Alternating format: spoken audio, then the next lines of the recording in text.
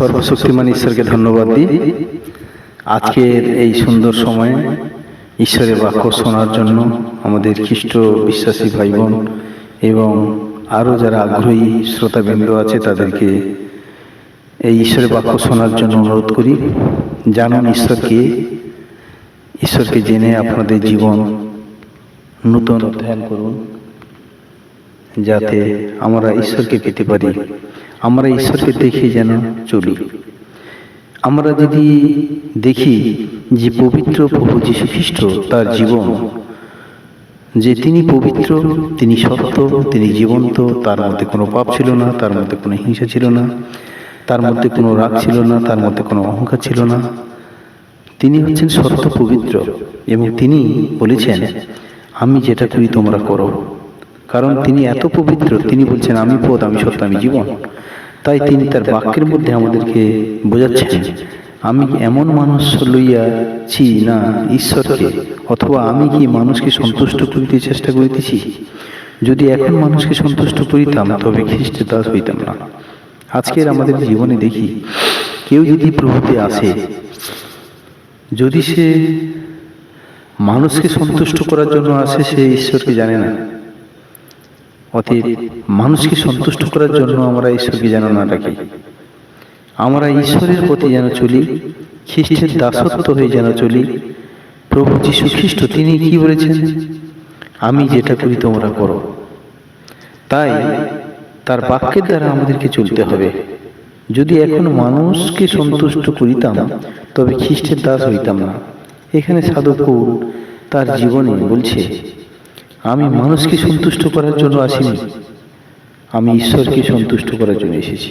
তাই তিনি তার জীবনে কত বাধা বিপত্তি তার জীবনে এসেছিল এবং তিনি কি করেছিলেন, তিনি জাহাজ সংকটে, সমুদ্র সংকটে এবং তিনি নির্যাতন, অনাহারে, অনাটনে, উলঙ্গতায় তার জীবন কেটেছিল। তাই তিনি এই কথাই বলতে বাধ্য হয়েছে যে আমি মানুষকে সন্তুষ্ট করার জন্য আসিনি, খ্রিস্টের তাহলে দাসত্ব হইতাম না। তাই আজকের আমরা বিশ্বাসী হয়ে যদি আমাদের জীবনে কোনো কষ্ট আসে, কোনো সমস্যা আসে, আমরা প্রভুকে ভুলে যাই। তাই প্রভুতে যেন আমরা চলতে পারি। আমরা অনেক সময় প্রভুর পথ থেকে বিচ্ছিন্ন হয়ে যাই। তা আমরা দেখি যোহন পত্রতে প্রথম যোহন 3:16 তিনি বলেছেন, তিনি আমাদের নিমিত্তে আপন প্রাণ দিলেন, ইহাতে আমরা প্রেম জ্ঞাত হইয়াছি এবং আমরা ও ভ্রাতাদের নিমিত্তে আপন আপন প্রাণ দিতে বাধ্য। আজকে আমরা দেখি যে তিনি কি করেছিলেন, তিনি আমাদের নিমিত্তে তিনি নিজেকে কালভারি ক্রুশের মধ্যে জীবন দিলেন, নিজে ক্ষত বিক্ষত হলেন। প্রভু যীশু তিনি আমাদের জন্য তিনি কালভারি ক্রুশে জীবন দিয়ে রক্ত বহালেন, আমাদের পাপের কালিমা তিনি মোছালেন। তাই তিনি তার প্রেম আমাদের জন্য প্রকাশ করলেন এবং আমরা তাই এখানে বলছে, এবং আমরাও ভ্রাতাদের নিমিত্তে আপন প্রাণ দিতে বাধ্য। তাই এখানে যে আজকে যদি আমাদের ভাই বোন আমরা আছি, অনেকে ভাই যদি কোনো দোষ করে আমরা সেটাকে তুলে ধরি, তাকে ক্ষমা করতে চাই না। কিন্তু প্রভু যীশু খ্রিস্ট নিজের প্রাণকে ঢেলে দিয়েছিলেন, তাই আমরা তার কাছ থেকে সেই শিক্ষা যেন গ্রহণ করতে পারি। প্রেরিত পুস্তকে 5:29 বলছে, কিন্তু পিতর এবং অন্য প্রেরিতগণ উত্তর করিলেন, মনুষ্যদের অপেক্ষা বরং ঈশ্বরের আজ্ঞা পালন করিতে হইবে। আমরা মানুষের আজ্ঞাকে পালন করার জন্য চেষ্টা করি, কিন্তু ঈশ্বরের আজ্ঞাকে আমরা পালন করতে চাই না। তাই তিনি তার বাক্যের মাধ্যমে বলছে, কিন্তু পিতর ও অন্য প্রেরিতগণ উত্তর করিলেন, মনুষ্যদের অপেক্ষা বরং ঈশ্বরের আজ্ঞা পালন করিতে হইবে। আমরা কার আজ্ঞা পালন করব? মানুষের আজ্ঞা না ঈশ্বরের আজ্ঞা? আমরা যেহেতু ঈশ্বর আমাদের সৃষ্টিকর্তা, তিনি আমাদের সৃষ্টি করেছেন, আমরা সেই সৃষ্টিকর্তার আজ্ঞাকে যেন পালন করতে পারি। আমরা উদাহরণস্বরূপ বলি, আমার পিতামাতার বাধ্যতা হয়ে আমি চলি না, কিন্তু আমরা পাড়া প্রতিবেশী হোক, আমরা বাইরের কোনো সদস্যের কথা বাধ্য হয়ে চলছি। আমি যদি নিজের মাকে মা বলে না ডাকি, আমি যদি পাশের কাউকে মা বলি বা পাশের কাউকে বাবা বলি, সেই বাবা কি মা কত দুঃখ পাবে? আমার নিজের মা বাবা দুঃখ পাবেই তো। সেরকম এখানে আমরা দেখি যে কিন্তু পিতর ও অন্য প্রেরিতগণ উত্তর করিলেন, মনুষ্যদের অপেক্ষা বরং ঈশ্বরের আজ্ঞা পালন করিতে হইবে। আমরা মানুষের আজ্ঞা পালন করব না ঈশ্বরের আজ্ঞা পালন করব? আমাদের দরকার যিনি সৃষ্টিকর্তা, তার আজ্ঞাকে যেন আমরা পালন করতে পারি। তাই ঈশ্বরকে ধন্যবাদ দিই। প্রিয় দর্শক ভাই বোনেরা, তোমরা যে ঈশ্বরের বাক্য শুনছ, বাক্যের নিগূঢ় তত্ত্ব বোঝার চেষ্টা করুন। ঈশ্বরের বাক্য আপনাদের চেতনা দিচ্ছে। রোমীয় পুস্তক আমরা দেখি 2:29 সেখানে বলছে, কিন্তু বাস্তবিক আন্তরিক যে জিহুতি এবং হৃদয়ে যে তকছেদ, যা অক্ষরে নয় আত্মায়, তাই তকছেদ, তাহার প্রশংসা মনুষ্য হইতে হয় না, কিন্তু ঈশ্বর হইতে হয়। আমেন।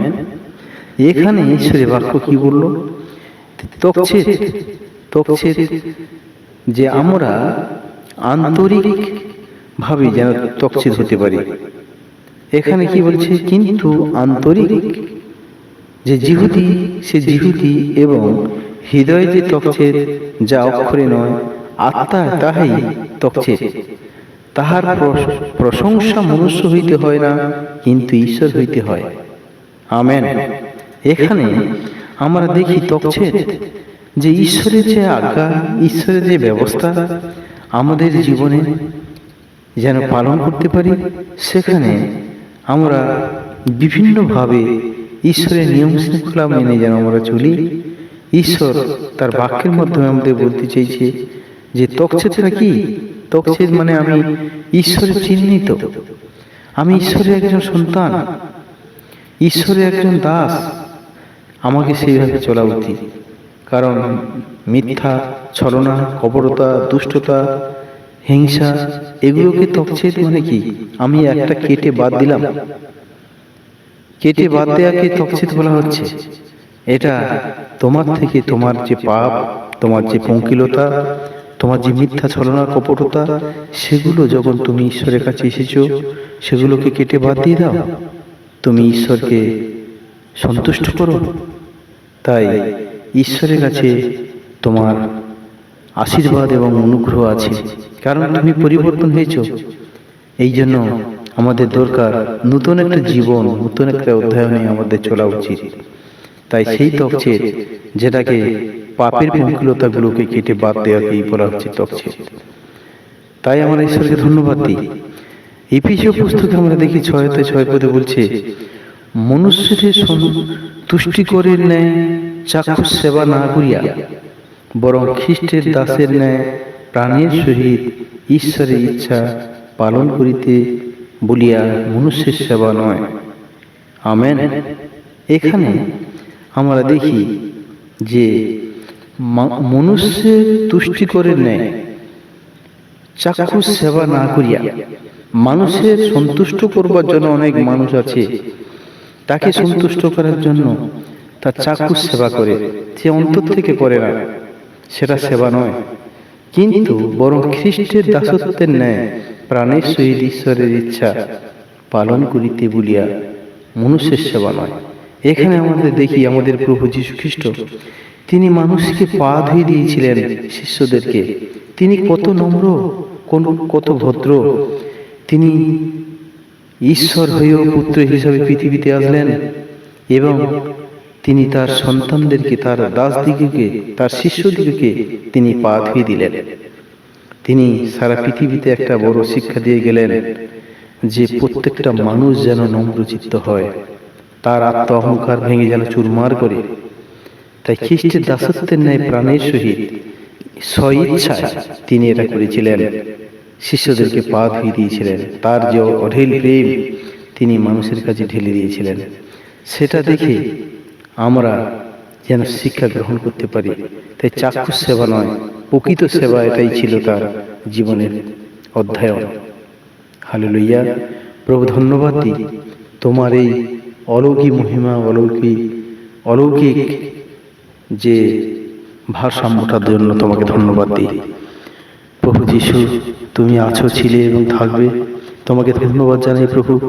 তোমার বাক্যের যে প্রেম নিগূঢ় তত্ত্ব তুমি দিয়েছ, আমাদের যতজন ভাই বোন শুনেছে প্রত্যেককে আশীর্বাদ যুক্ত করো, এবং তুমি যে সত্যপথ জীবন সবাই যেন জানতে পারে, তাই তোমাকে ধন্যবাদ দিই। এই প্রার্থনা প্রভু যীশু খ্রিস্টের নামে চাই, আমেন।